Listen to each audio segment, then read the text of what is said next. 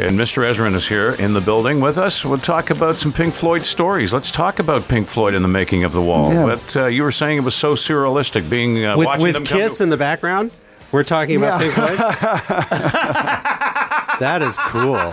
So you guys are really you're tweaking my head this morning, aren't you? Yeah. So let's set the scene. I mean, Pink Floyd is one of the biggest bands in the universe in the late 70s, and arguably at that time they were the biggest band in the world. Yeah, they were, because Zeppelin, there was no Zeppelin by then, and Dark Side of the Moon was huge, and Roger Waters wants to make this opus, this sort of story of his own life, and they bring you in as producer. Yeah, I mean, what was that like? I mean, was it a pressure situation or? Well, it was. It was very complicated and pretty high pressure right from the get-go. Roger's a very intense guy. They're all pretty intense guys. They'd have to be that good. But it was a strange kind of combination of personalities in all of them. They were so successful and yet faceless. The thing about Pink Floyd was it was the show that was the star. They had the big screen and all this stuff, and they could walk down the street and no one would know who they were. So they all looked kind of like bankers. They all kind of stepped off the pages of GQ, and they'd walk into the studio with their little brown briefcases. They all had matching black BMWs. We had to work from 10 o'clock in the morning till 6 at night because they all had to go home and be with their families. And it was very corporate on one hand, and then on the other hand, it was insanely creative and filled with all kinds of, back room intrigue and little jealousies and difficulties of personalities and stuff like that. So it was a lot to manage for a young guy. I was 29 when we started the project, but I really loved it. I really loved every minute of it. Would you change anything if you could go back and set the Wayback Machine, Mr. Peabody, and go back there and change something? What would you change? Well, I changed what happened at the very end, which was I shot my mouth off to a guy that I thought was my friend and turned out to be a journalist. And the two are mutually exclusive, by the way. And I had signed an NDA. We weren't supposed to talk about what was going to happen in the live show. And this guy called me. He called me, got me at my house in L.A. at dinner time. I said, I'm sorry, I was just having dinner. He said, listen, they're not letting me go to the show. The magazine's not letting me go to the show. And you know how much I love this band. Like, he was the world's biggest Pink Floyd fan. So what am I missing? I said, I can't tell you. He said, come on, it's just you and me. What am I missing? Oh. So, and I was dying to tell somebody, right? Because it was such a cool thing we were doing with the show, and so and I shouldn't have, but I told him.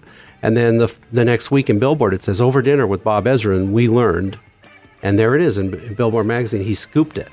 Ooh. So, and which was the reason for Roger and I falling out, because Roger read that, went completely nuclear, totally nuclear, and cut me off. Right then and there. I wasn't allowed backstage. I wasn't allowed to go to the show. I just bullied my way into the show at Nassau Coliseum. Wow! In fact, you were playing Kiss before, so here's a cool story. I was banned from backstage at Nassau Coliseum, but New York was kind of my turf. I'd lived in New York, and all the security guys working at Nassau were the Kiss security team. And the guy driving the limousine that took me to the show, Doc Lawless, was like, he was the king of the limo drivers in New York. You know what I mean? Yeah. So we pulled up to the back of Nassau Coliseum, and this English guy with a clipboard goes, I'm sorry, he's not allowed in here. And two big goony guys walked over and said, he can go any goddamn place he wants. And they let me down into the tunnel. I went underneath Nassau Coliseum, and as I'm walking through the dressing rooms, the guys in the band are looking, going, what are you doing here? And I was like, dudes, this is mine too. Anyway, I regret that. Wow. So how did it take years to start talking to Roger again? Did you ever start talking to him again? Yeah. And then he got to hate me even more. He called me and asked me to do his solo album. And he called, and the first thing he did was he apologized. He said, I treated you dreadfully, and I'm really sorry. Because he did go over the top. It was over the top. And he said, but I'm a different guy now, and I'm much kinder and gentler, and can you come to England and hear some material? And I said, no, I'm in the middle of an album. I was producing Rod Stewart. I'm in the middle of an album. I can't leave. He said, well, that's a problem because I can't come to Los Angeles. So I said, well, how about we meet in New York? I'll meet you in New York for the weekend. He said, oh, all right. So we meet in New York. We check into the same hotel.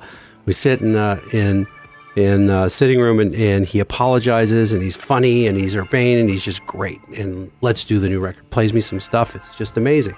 In fact, it's some of the leftover stuff that we didn't do on the wall, which became Pros and Cons, and then Radio Chaos. He had already done Pros and Cons. We were talking about Radio Chaos. Anyway, so I said, we'll do it. And from that point on, the conversations between us degenerated. It was sort of, you have to come to England and you have to stay there until it's finished. It'll only take 3 months. I said, Roger, you've never done anything in 3 months. Come on, the wall took us a year. Anyway, long story short, we could not come to an agreement, and I finally had to back out, which really pissed him off. And then 3 weeks later, Dave Gilmour called, literally, and said, this was after Roger told me he'd left the band and there is no band. Dave Gilmour called and said, well, we're carrying on with the band without Roger, and we'd quite like you to join, and help out on the new record. I've got some songs I'd like to play you. May I come to Los Angeles and play them? And I'm like, dude, come on. So he came, and we sat and we talked, and he said, look, you have a family, I have a family, we'll figure it out. So, it works for both of us. It was so relaxed, and it was just so human and great. And I said, I'm in, let's go. So, and then Roger was totally convinced, and I think probably to this day, that it was a conspiracy, that I knew all along I was going to do Pink Floyd, and that I strung him along so that we could get there first. That was his thought.